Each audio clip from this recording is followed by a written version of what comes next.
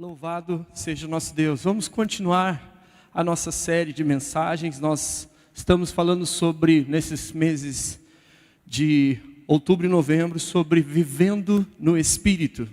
E eu quero te convidar para meditar hoje sobre plenitude. Falarmos sobre esse tema, na vida no Espírito, falando sobre plenitude. Quando meditava nesse texto, eu lembrava quando garoto, há muito tempo atrás, de um pastor que no Brasil inteiro, no mundo inteiro, ele era muito famoso. E quando ele pregava, ele parava as manhãs de sábado, as pessoas assistiam a ele pregando a palavra do Senhor. E aquilo me impressionava. Impressionava que eu falava, que homem poderoso é esse? Que sabedoria que ele tem, que capacidade que ele tem. E não só ele, como outros homens e mulheres de Deus, eu tive o privilégio de conhecer na caminhada, e pessoas que causava admiração no meu coração, mesmo sendo tão jovem. Nossa, como que essa pessoa tem uma intimidade tão profunda com Deus? E tudo isso de uma pessoa que vive assim tem a ver com a plenitude do Espírito Santo sobre sua vida. E quando nós falamos da plenitude, nós estamos falando de a nossa vida toda, o nosso interior todo, ser preenchido com a presença do Espírito Santo. Quando nós falamos de plenitude, nós estamos falando que nós somos completos. Não resta nada, não há nenhum espaço que não seja preenchido por Ele. A integralidade, a totalidade da nossa vida é cheia da presença do Espírito Santo em nossas vidas. E um versículo que me faz entender, e eu quero passar para vocês para compreender como que a gente vê a plenitude, é Gálatas 2:20, que diz: já não sou eu quem vive, mas é Cristo que vive em mim. Ou seja, para que eu seja pleno, eu preciso deixar e permitir que o Senhor Jesus Cristo viva em mim. E esse viver é completo também. Não é 95, 99 ou 99,99%. É tudo o Senhor vivendo em minha vida. Ou seja, a plenitude é Cristo vivendo em mim através do Espírito Santo. E Ele vive dessa forma, tendo a totalidade, ou seja, 100% do controle dos meus pensamentos. Ele tem controle nas minhas palavras, o que sai da minha boca, o que eu falo, o que eu medito, o que eu converso é controlado pelo Espírito Santo, o meu modo de viver, aonde eu vou, aonde estou, as pessoas percebem que é algo diferente, ou seja, tudo, 100%, a plenitude do Espírito Santo. E quais as consequências ou efeitos quando vivemos assim, de uma vida desse jeito? É que não haverá mais o controle do meu eu, sobre minha vida. Haverá um Senhor guiando toda ela, em todos os momentos. A vida que passamos a viver é uma vida de plenitude, de controle completo do Senhor em todos os momentos. E para que nós possamos aprofundarmos esse tema da plenitude, eu quero olhar para um personagem bíblico de tantos que temos, para pensarmos nisso, olhando para Ezequiel, capítulo 37, vai ser colocado aí do verso 1 até o verso 10, que diz assim: veio sobre mim a mão do Senhor, e Ele me levou pelo Espírito do Senhor, e me deixou no meio de um vale, que estava cheio de ossos, e me fez andar ao redor deles. Eram muito numerosos na superfície do vale, e estavam sequíssimos. Então me perguntou: filho do homem, acaso poderão reviver estes ossos? Respondi: Senhor Deus, tu sabes. Disse-me ele: profetiza a estes ossos e dize-lhes: ossos secos, ouvi a palavra do Senhor. Assim diz o Senhor Deus a estes ossos: eis que farei entrar o Espírito em vós e vivereis. Poreis tendões sobre vós, farei crescer carne sobre vós estenderei pele, e porei em vós o Espírito e vivereis, e sabereis que eu sou o Senhor. Então profetizei segundo me for ordenado. Enquanto profetizava, houve um ruído e barulho de ossos que batiam contra os ossos e se juntavam, cada osso ao seu osso. Olhei, e eis que havia tendões sobre eles, e cresceram as carnes, e se estendeu a pele sobre eles, mas não havia neles espírito. Então ele me disse: profetiza ao Espírito, profetiza ao Filho do Homem, e dize: Assim diz o Senhor Deus: vem dos quatro ventos, ó Espírito, e assopra sobre estes ossos para que vivam. Profetizei como ele me ordenara, e o Espírito entrou neles, e viveram e se puseram de pé, como um exército sobremodo numeroso. Feche os teus olhos, eu quero orar com você mais uma vez. Pai, obrigado. Obrigado pela tua palavra que é poderosa, é viva, é eficaz, e entra no mais profundo da nossa alma, Senhor. Ministra e fala aos nossos corações, ó Pai. Derrama a tua graça sobre a minha vida, Senhor. Eu preciso de ti, não sou capaz, Senhor Jesus, de compartilhar nada, Senhor, que não venha do alto, Senhor, para nossas vidas, para nossa igreja. No nome de Jesus que eu oro. Amém, Senhor Jesus. Meus irmãos, quando nós olhamos para esse texto fala a respeito do profeta Ezequiel. Nós vemos que ele vive um momento marcante e um momento espetacular na sua vida, algo que é surpreendente, que se nós olharmos e pensarmos, será que realmente isso é possível de acontecer? Será que Deus se revela dessa forma, que Deus fala com uma pessoa da maneira como falou? E quando nós olhamos para esse tema plenitude, olhamos para essa história, eu vejo algumas lições nessa visão que ele teve, que eu quero compartilhar com a igreja nessa noite. A primeira questão que eu quero trazer aqui é que essa visão tem um propósito. E qual é o propósito dessa visão? O Vale de Ossos Secos é uma visão que traz uma mensagem de esperança para Israel, para um momento que eles estão vivendo de muito sofrimento. É uma mensagem que tem o propósito de trazer ao coração dessas pessoas restauração para o momento que eles estão vivendo. Nós vemos também que a lição que ele está trazendo nessa visão é que não há situação que Deus não possa transformar em nossas vidas. O contexto ali era muito complicado. E aí nós vemos que a visão tem um porquê. Tem um motivo de Ezequiel ter essa visão, tem um motivo do porquê ele compartilha essa palavra com o povo que ele está vivendo. Ezequiel provavelmente teve essa visão no 10º ano do cativeiro babilônico. Nós sabemos que o povo de Israel foi levado para a Babilônia, e alguns achavam, e alguns até ensinavam, diziam, não, esse cativeiro vai ser rápido, não vai ser algo longo, mas o cativeiro durou 70 anos. E no 10º ano, provavelmente, nós vemos que sabemos que Ezequiel teve essa visão do Senhor. E essa visão era algo que fazia sentido porque o povo estava exilado. Jerusalém estava totalmente destruída. Eles estavam vivendo um momento muito difícil.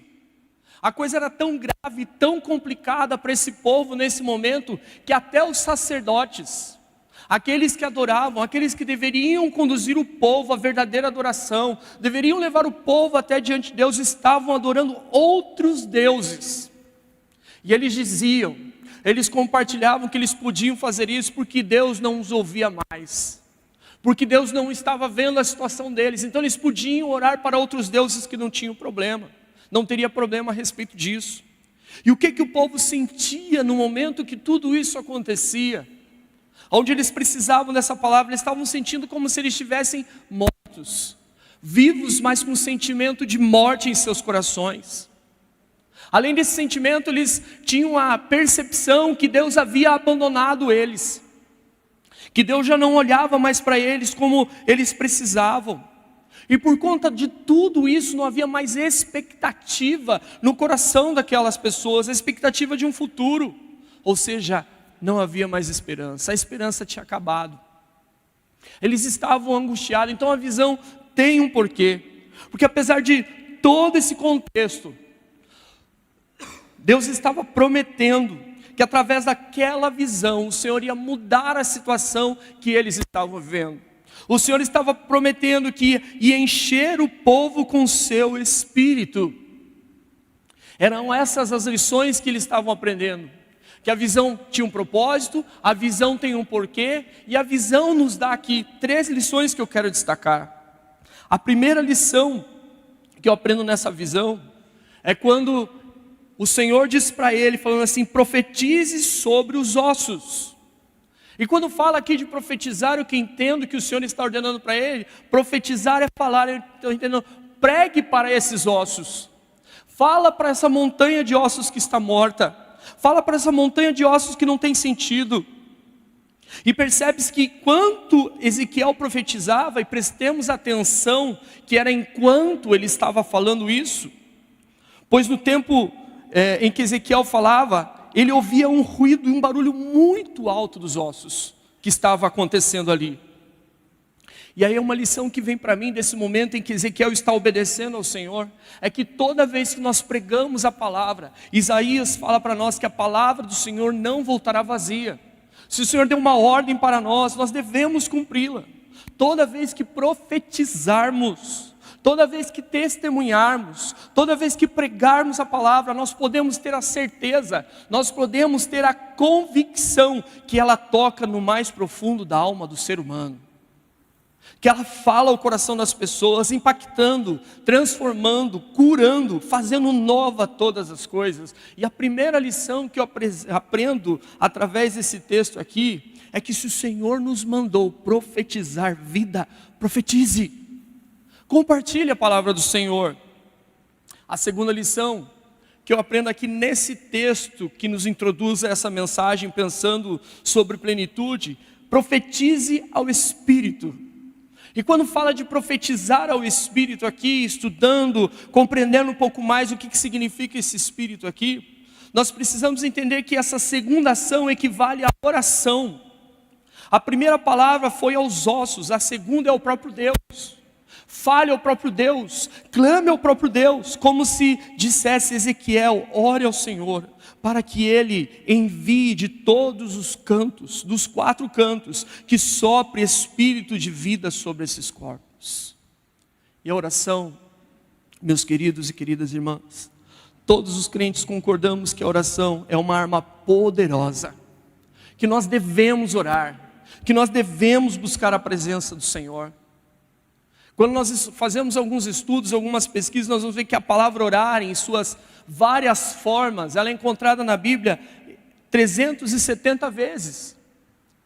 Ou seja, oração é algo constante, que nos chama a atenção para que nós vivamos essa experiência sobrenatural da oração. Nós olhamos para Jesus e nós vamos ver Jesus em vários momentos citados nos evangelhos que ele estava em oração, falando com o Pai, buscando a presença do Senhor. E aqui não fica dúvida da importância em orarmos constantemente, orar sem cessar até que Jesus volte. Não deixemos de buscar a presença do Senhor, porque a oração, meus queridos, a oração muda o ambiente onde a gente está. A oração transforma histórias de pessoas que estão ao nosso lado e até a nossa história. A oração enche o nosso coração de fé. Portanto, a lição que eu tiro aqui nesse momento é que independente das circunstâncias, mantenha-se orando. E é o que faz Ezequiel, ele continua orando, continua buscando ao Senhor. E a terceira lição que eu aprendo aqui é que nós precisamos ter expectativa no que Deus pode fazer. Isso significa que nós precisamos ter fé, independente das circunstâncias que nos cercam.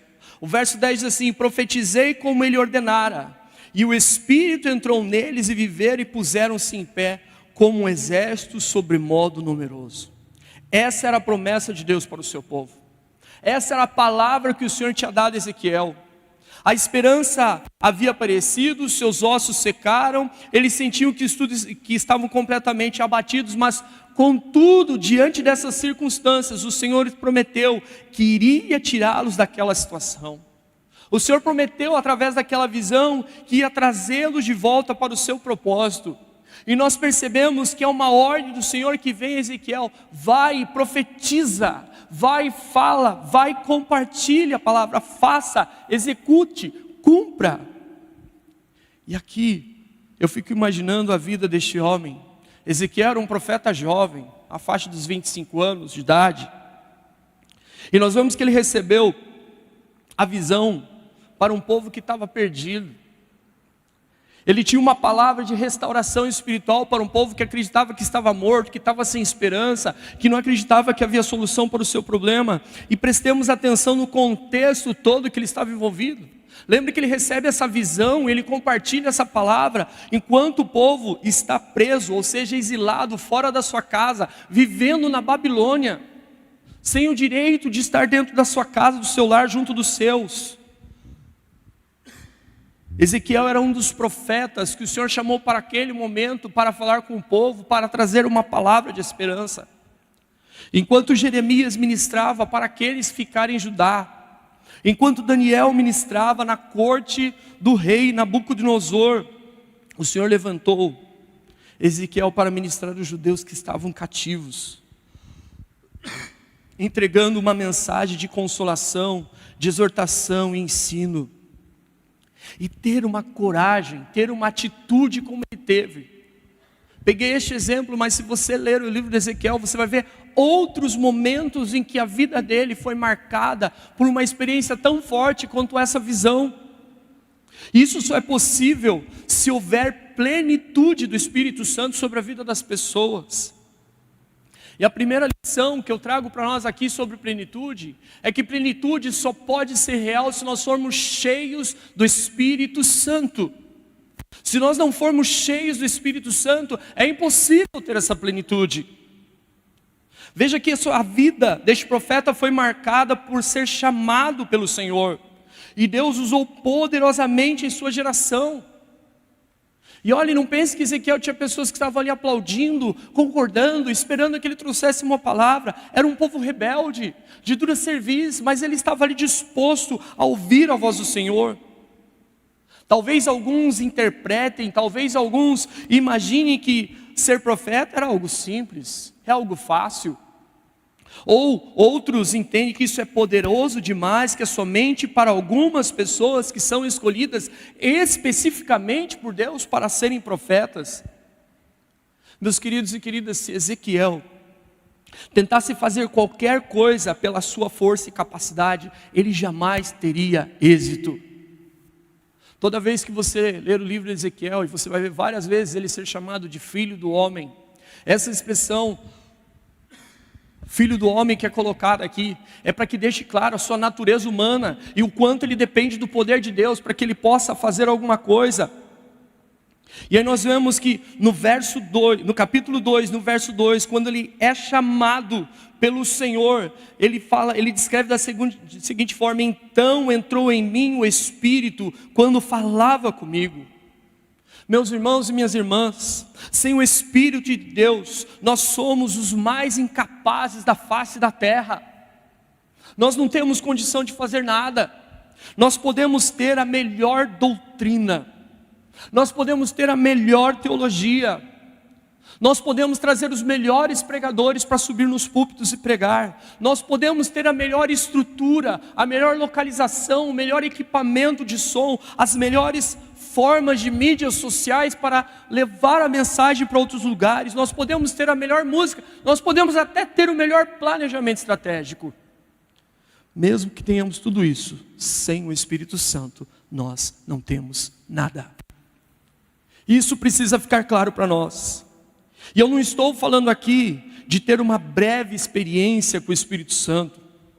Eu não estou querendo colocar aqui que nós precisamos ter uma compreensão teológica, que fomos selados pelo Espírito Santo, e aí você vai entender o que significa a plenitude. Nem de ter a convicção de que fomos convencidos do pecado pelo poder do Espírito Santo que nos toca. O que eu quero dizer é que viver no Espírito só pode ser real se vivermos cheios do Espírito Santo. Todos os dias, todas as horas, todos os momentos, cheios do Espírito Santo.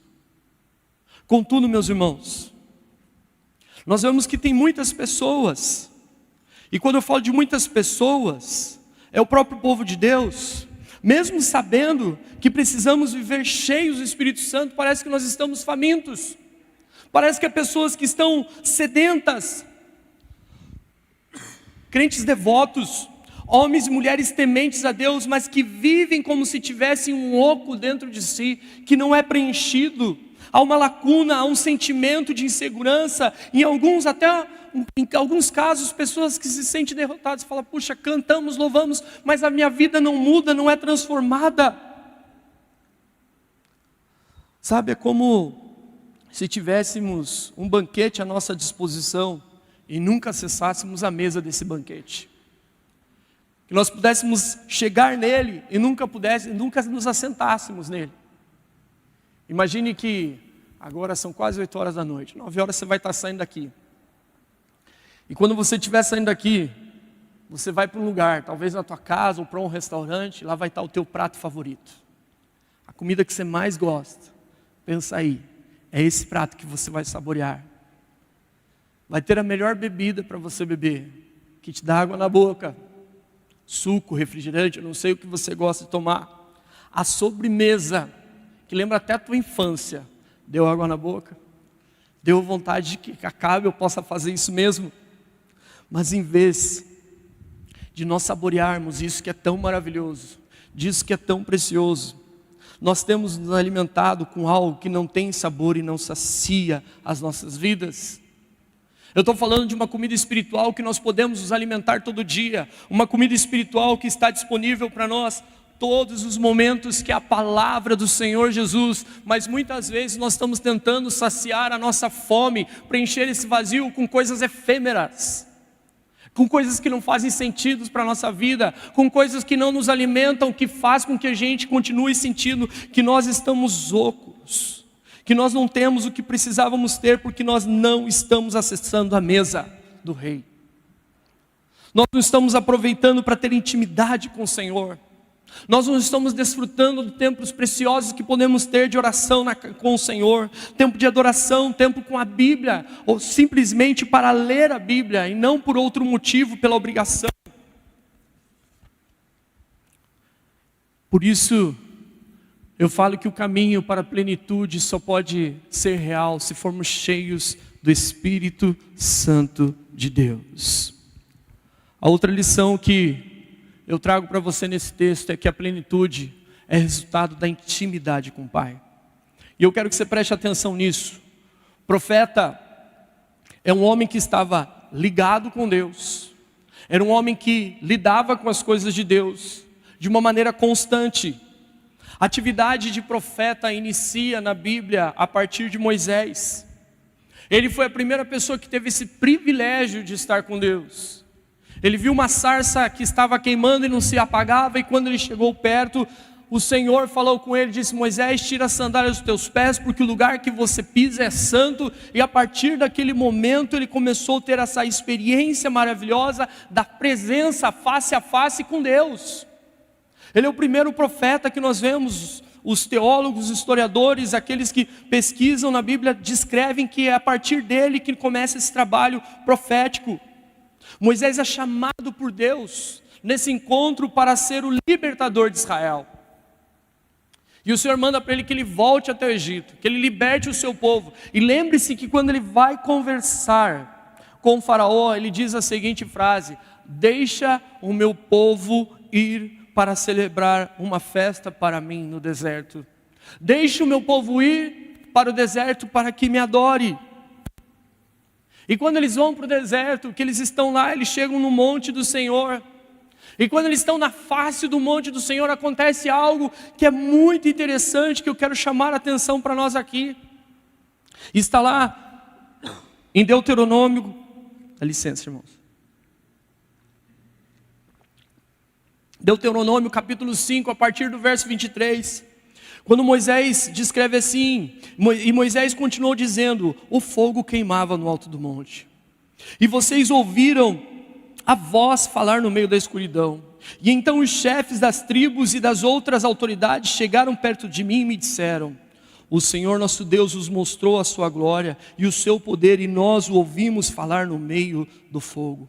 Hoje nós vimos que é possível Deus falar com uma pessoa e ela continuar viva. Olha que interessante isso. E olha o que eles falam na sequência. Essas pessoas que tiveram a oportunidade de chegarem ali no pé do monte, de ouvir a voz do Senhor, de ter o livre acesso, de estar na presença do Senhor, diz assim: porém não queremos arriscar a nossa vida outra vez. Esse grande fogo pode nos destruir, e se nós ouvirmos a voz do Senhor nosso Deus, sem dúvida morreremos. Nunca houve alguém que continuasse a viver depois de ter ouvido como nós o ouvimos, Deus vivo falando no meio do fogo. E aí eles olham para Moisés e falam assim: Moisés, volte para o monte.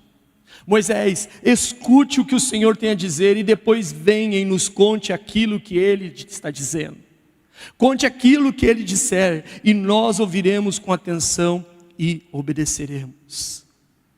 Meus irmãos, nós estamos falando que a plenitude é resultado da intimidade com o Pai.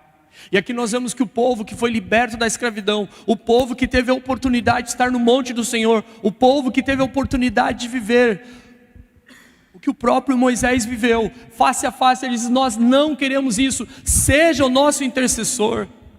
Seja aquele que vai ouvir a voz do Senhor, aquele que vai falar com Deus e vai trazer a palavra de Deus para nós. Ou seja, Deus salvou o povo da escravidão, Deus libertou o povo do Egito, Deus estava trazendo eles de novo à terra prometida, e o propósito do Senhor era também de que seu povo tivesse um relacionamento com Ele face a face, que tivesse intimidade com o Pai, de que conversasse com o Pai com liberdade, sem ninguém para ser um intermediário, sem ninguém para impedir a proximidade deles com o Senhor. Porém o medo fez com que eles escolhessem um intercessor, escolhessem alguém que ficasse entre eles, o Pai. Meu querido, minha querida, não deixe que esse culto seja o único momento da semana em que nós vamos ouvir a voz do Pai. Não deixe que esse culto seja o único momento em que nós vamos ler a palavra do Senhor. Não deixe que esse culto seja o único momento que nós vamos orar. Mas durante a semana, tenha intimidade com o Pai. Durante a semana, vá ao encontro do Pai. Ele quer falar com você. Você que é um filho, uma filha amada do Senhor. Não tenha dúvida disso. Eles podiam sentar na mesa do rei, eles podiam ter comunhão com o rei, mas preferiram que alguém fizesse isso por eles. Isso nos faz pensar: será que o motivo de muitos sentirem um vazio no seu interior, de sentirem-se incompleto, não seja esse mesmo motivo? Será que não esperamos que alguém fale com Deus em nosso lugar? Será que não estamos nos alimentando com testemunhos e experiências de outros, quando podíamos estar vivendo experiências profundas com Deus, por vivermos esse relacionamento face a face com Ele? Será que não estamos esperando o próximo profeta que vai descer da montanha, ou esperando o profeta que vai trazer uma palavra de esperança, como Ezequiel trouxe ao seu povo? Meus queridos e queridas, nós não temos mais profetas como Ezequiel e Moisés e tantos outros. Não temos porque nós não precisamos. Não temos porque nós temos Jesus. E Cristo nos deu livre acesso à plenitude. E esse é o terceiro ponto que eu trago para nós aqui. Cristo nos deu esse livre acesso. Nele nós temos a palavra do Senhor, da salvação. O Senhor rasgou o véu que nos separava da presença santa de Deus. Em Jesus não temos necessidade de que alguém suba ao monte para falar com Deus. Nós podemos ter esse livre acesso à sua presença em qualquer lugar, em qualquer momento. Basta falarmos: Pai, estou aqui. Senhor Jesus, ouve a minha oração. Mais que isso, nós não precisamos de profetas como Ezequiel, para que sejam nossos intercessores, ou pessoas que talvez nós imaginamos que possam alcançar a plenitude, porque nós não podemos, porque o Senhor Jesus nos capacitou, dando poder e autoridade, para que a gente possa expulsar demônios e curar enfermos. Esse poder está sobre nós. Ele nos empoderou para que nós possamos anunciar o reino de Deus que já chegou. Não precisamos de profetas como Ezequiel, porque ele nos chamou para ser testemunhas em Jerusalém. A nossa Jerusalém é Sorocaba. Aqui nós somos testemunhas do Senhor na Judéia, na Samaria, nos confins da terra. O Senhor nos chamou para isso. Não precisamos de profetas como os profetas do Antigo Testamento, porque Ele nos deu o Espírito que habita e tem controle 100% da nossa vida. Por isso nós não precisamos de profetas. Mas apesar de não precisarmos de profeta, como no passado, nós precisamos viver como profetas para esta geração. Eu não quero confundir tua cabeça, eu quero te explicar isso. Profeta, estava pesquisando essa palavra, achei interessante isso, tentando aprofundar e entender um pouco mais. Profeta é um substantivo de origem da palavra nabi, que significa profeta ou porta-voz. Uma pessoa que fala, que compartilha. Estudando um pouco mais desse substantivo, derivou o verbo nabá. E desse verbo nabá, surgiu uma outra palavra, outro verbo, aleph, que significa borbulhar, significa ferver, significa derramar. Os profetas de hoje são homens e mulheres que estão vivendo uma vida tão plena, tão completa da presença do Espírito Santo, que eles, além de serem porta-voz do Senhor, eles borbulham, eles fervem, eles derramam. Aonde eles passam, as pessoas percebem, olham, você tem algo diferente. Você é alguém que tem uma palavra para transmitir. E nós somos desafiados, irmãos, para vivermos assim, dessa forma. Homens e mulheres, cheios do poder e do Espírito Santo de Deus aonde vamos. Eu quero terminar contando uma história para vocês, de uma irmã, que eu conheço, mas ela não me conhece, e eu dei o nome para ela de Glória. A irmã Glória. A irmã Glória me edifica todas as manhãs aqui na Rua 15. Você vai entender essa história. Vocês sabem que eu tenho 2 cachorros, eu tenho que fazer eles andar de manhã. E toda vez que eu saio de manhã, eu escuto a irmã Glória. Antes de ver a irmã Glória, eu escuto a irmã Glória. Às vezes eu estou no calçadão, e naquela subida que vem do shopping, esqueci o nome, Cianê. Olhando lá embaixo, eu sei que o Cianê está lá. Eu escuto a irmã Glória. Sabe por que eu chamo ela de Glória? Porque ela vem assim na rua: glória, glória, glória a Deus. Oh Deus maravilhoso. Eu não vi a irmã Glória, mas ela está vindo desse jeito. E às vezes eu encontro ela pertinho de mim, ela está com fone de ouvido desse tamanho, nos 2 ouvidos. E por onde ela passa, ela diz essas palavras: glória, glória, glória a Deus. Ó Deus maravilhoso. Algumas pessoas se sentem constrangidas com a palavra dela. Mas um dia desses, ela vinha louvando a Deus dessa forma. E no caminho dela viu uma mulher muito triste, entristecida, angustiada. E quando ela olhou para aquela mulher, ela foi com os braços abertos e deu um dos abraços, acho que mais fantásticos que eu vi na vida. E aquela mulher começou a chorar. Sabe o que tinha na irmã Glória? A plenitude da presença de Deus. É dessa forma que nós precisamos viver. É dessa forma que nós precisamos caminhar todos os dias. E o desafio que eu trago para nós com esse tema, a plenitude do Espírito Santo, seja cheio do Espírito até transbordar. Seja cheio do Espírito até transbordar. Eu quero te convidar para fechar os teus olhos nesse momento.